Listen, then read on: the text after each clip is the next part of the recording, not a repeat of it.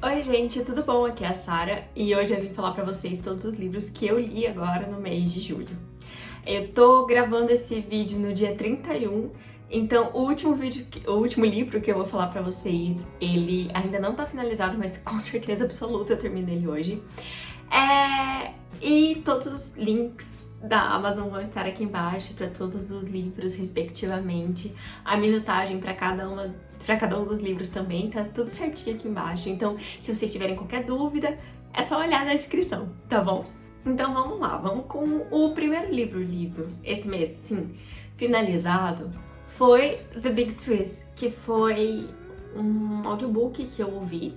E assim, eu já tinha começado ele mês passado, mas né, não consegui terminar, obviamente.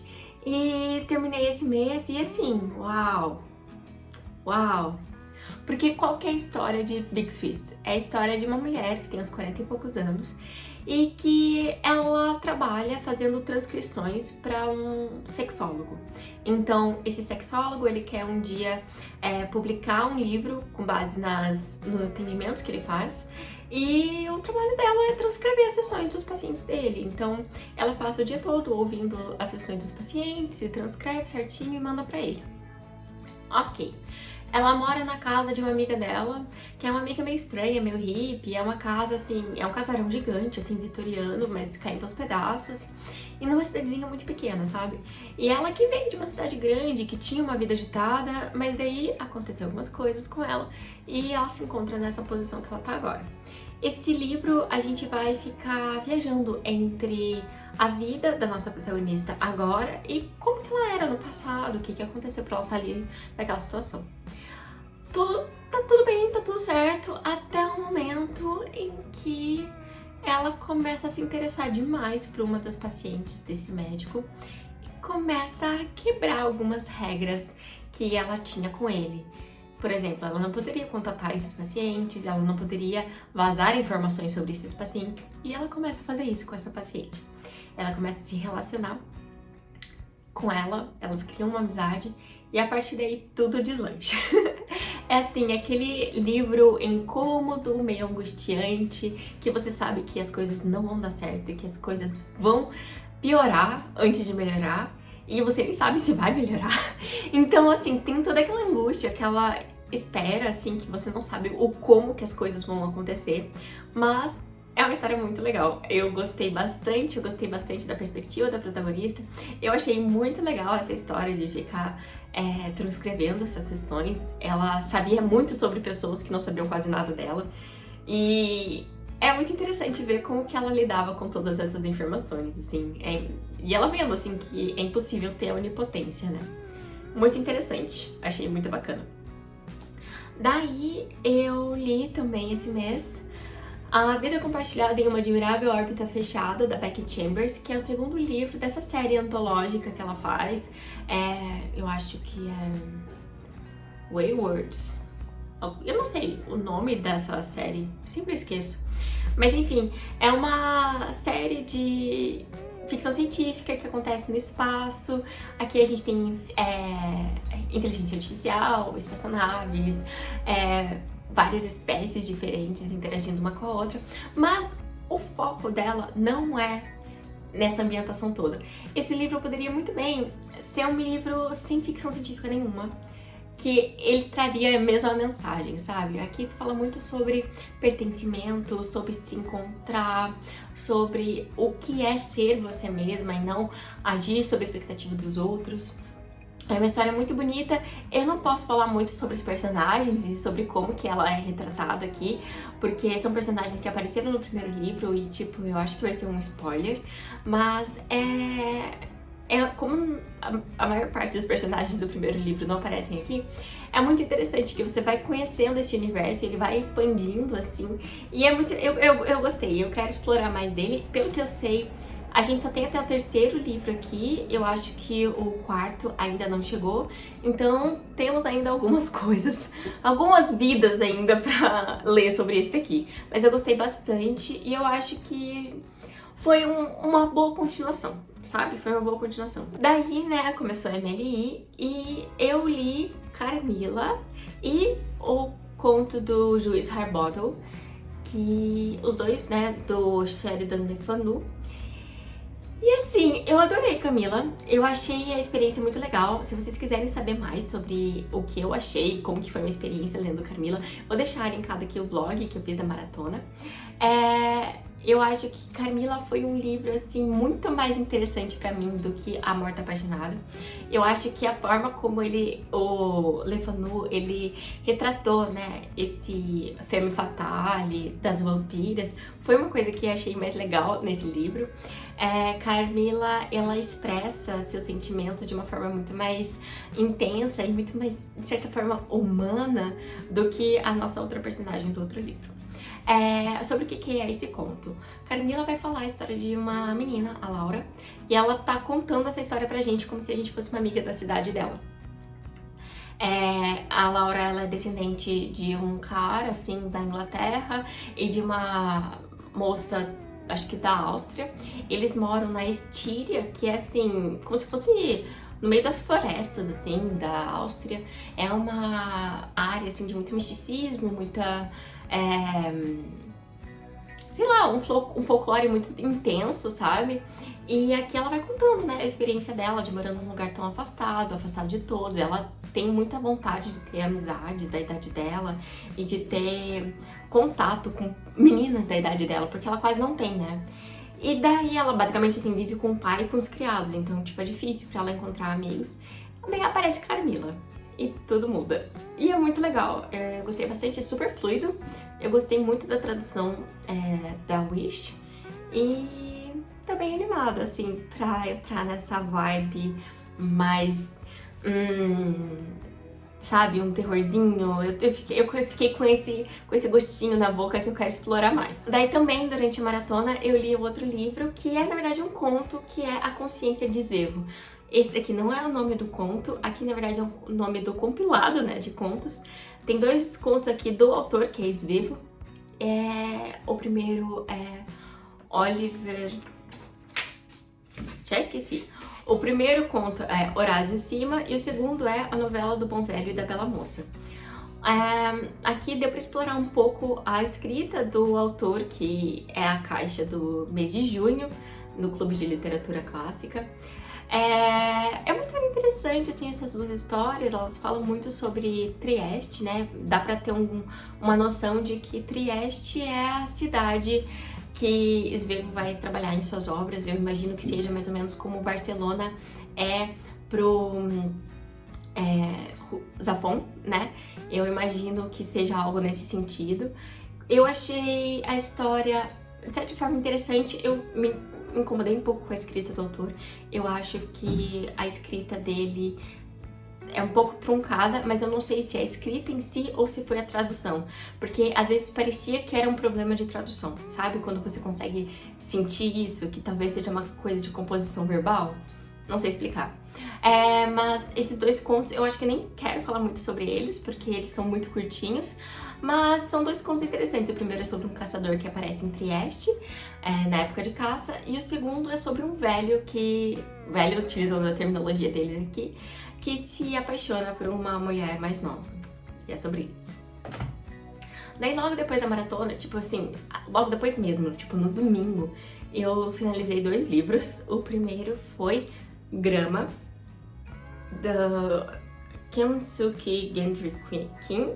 É um nome bem longo. Esse daqui é uma história em quadrinhos que eu ganhei ano passado, de uma amiga muito querida. E é uma historinha bem grande. É totalmente assim, em nanquim, sabe? E dá pra perceber assim os traços, né? Dá pra perceber que eles são feitos em nanquim. Deixa eu ver se eu encontro aqui. Em alguns momentos tem até aquelas onomatopeias que não são em português. São escritas, eu acho que em coreano mesmo. E é interessante, assim, é um livro muito pesado. Eu fiquei extremamente triste quando eu terminei ele. Aqui, ó. Vou mostrar pra vocês. Ó. Vocês estão vendo? É em coreano. Eu achei interessante isso. É um livro extremamente triste. Aqui vai falar a história de uma das mulheres de conforto, né? A nossa protagonista aqui, ela quando ela era adolescente, ela foi levada para essas casas das mulheres de conforto, que eram mulheres que foram obrigadas a se prostituir para os soldados japoneses durante a Guerra Sino-Coreana, na época do imperialismo japonês, em que eles estavam tentando conquistar depois da Segunda Guerra. Durante a Segunda Guerra e depois da Segunda Guerra, naquele período ali da Segunda Guerra, alguns países ali perto, como a China, a Mongólia, as Coreias. E aqui a gente vê a história dessa menina, assim, que desde muito nova ela sofreu muito. É extremamente triste, e o fato de ser uma HQ, eu acho que não amortece essa tristeza, não deixa ser mais leve, mas deixa ser mais vívido, de certa forma, sabe?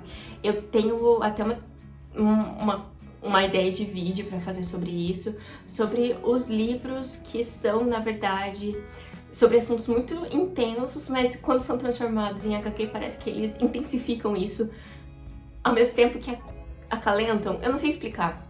Alguma coisa em uma história ser contada em imagens faz com que eu não consiga parar de ler, mas ao mesmo tempo é uma história extremamente pesada. Eu imagino que se fosse a mesma história que tá aqui, só que se ela fosse escrita em um romance, um livro normal, romance não gênero, mas sim o tipo de escrita, eu imagino que isso eu não ia conseguir ler tão rápido e com tanta intensidade, sabe? Eu acredito que esses quadrinhos aqui, eles são muito importantes justamente por isso. Você não larga eles, é mais difícil de abandonar a leitura no meio do caminho, o que faz com que a gente pegue toda essa história de uma só vez e sinta o impacto dela de uma só vez só. É um livro muito importante, eu fiquei extremamente triste, mas eu acho que outro sentimento não seria possível lendo esse livro. Eu também aproveitei, né, no domingo pra tirar um pouco desse livro da minha cabeça, assim, e finalizei tudo que eu sei sobre o amor, da Dolly Alderton. Esse aqui, na verdade, eu achava que era um livro de ficção, mas não.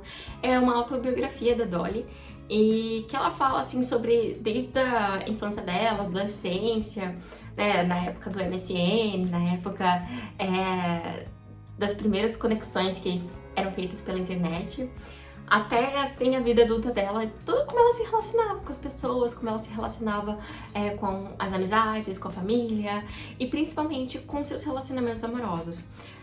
Eu acho que esse é um livro muito sobre desenvolvimento e sobre os aprendizados dela. É interessante, eu gostei bastante. Eu acho que livros de... Eu não fui sabendo que era um livro de biografia, é o que me deixou um pouco travado, mas depois que eu entendi, depois começou a chegar numa faixa etária que era mais parecida comigo, eu comecei a me identificar bastante. Eu acho que esse livro aqui, ele tem muito a dizer pra todo mundo. Não é o meu favorito, não dei 5 estrelas, mas com certeza ele é um ótimo livro. Eu achei muito interessante a forma como ela escreveu. Depois que eu finalizei ele, eu comecei a entender melhor isso e eu processei melhor ele. Daí eu li uma coisa pra me deixar um pouco mais feliz, que eu tava precisando, e eu finalizei A Abadia de Northanger, da Jane Austen. Esse livro é sensacional, Aqui a gente vai encontrar a Catherine, que ela é uma adolescente que ela quer muito, muito, muito, muito viver uma vida além do que ela conhece de mundo, porque ela vive com uma família gigante, em um lugar super pequenininho, num vilarejo super pequenininho, uma casa assim, basicamente ela só convive ela, a família, os irmãos, né, e os vizinhos. Não conhece muita coisa além disso, até que uns vizinhos mais ricos levam ela pra Bath, né, que é aquela cidade que sempre está presente nos contos, nos livros da Jane Austen, que é uma cidade, assim, que as pessoas iam durante o inverno pra tratar de suas doenças, né. Acho que era uma cidade com águas termais, alguma coisa assim.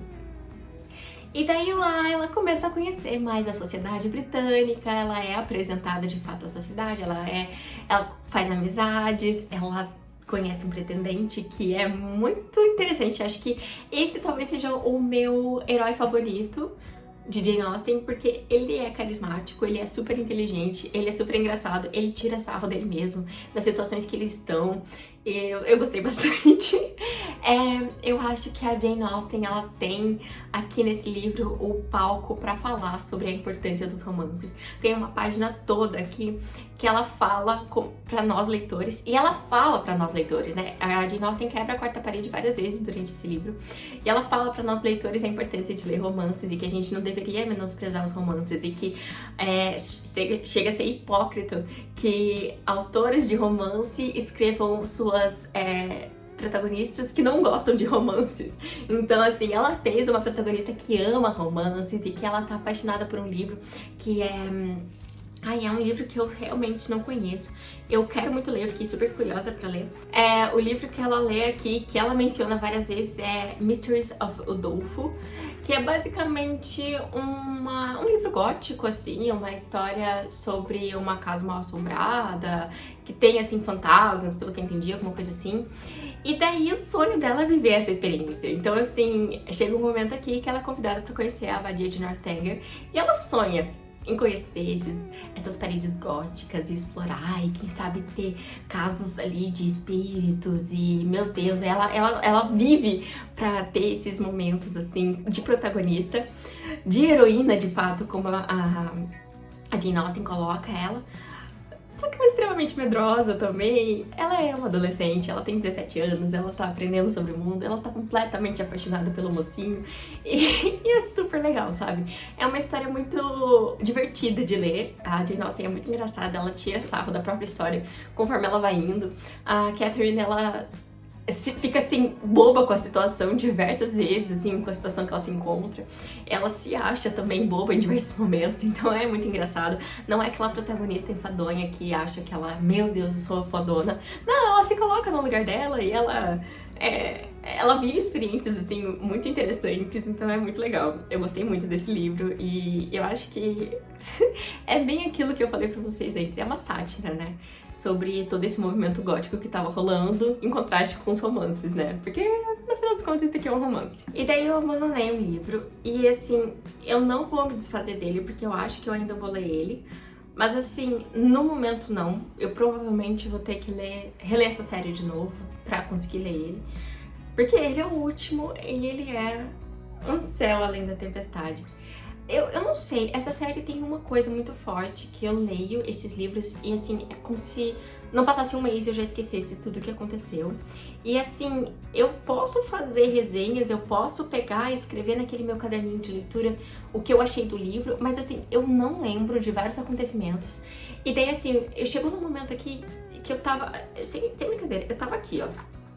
Eu tava aqui, porque tá marcadinho aqui. Eu acho que aqui já são o quê? 115 páginas. Eu já tinha passado de 100 páginas desse livro e eu não me importava com nenhum personagem. Eu não me importava com o que ia acontecer com a história. Eu não ligava. E daí eu poderia ficar presa nisso e tentar terminar esse livro na marra ou deixar para outro momento. Resolvi deixar para outro momento. Contei ele como uma leitura um livro lido, mas não finalizado.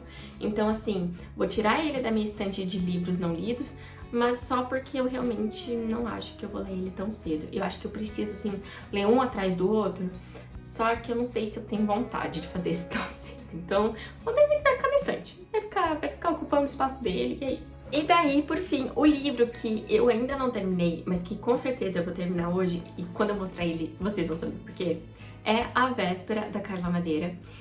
Esse aqui eu ganhei de presente de aniversário do Gui esse ano. E assim, cara, a Carla Madeira consegue escrever cada livro, que meu Deus.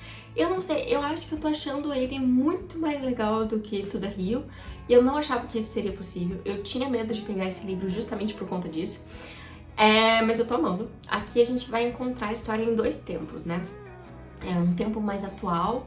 A gente vai ver a história de uma mãe exausta, que tá ali se deparando com uma falta de amor pelo filho, um esgotamento pelo marido. Ela tá numa situação assim em que ela se sente extremamente deprimida, que ela não vê felicidade, não vê movimento na sua vida.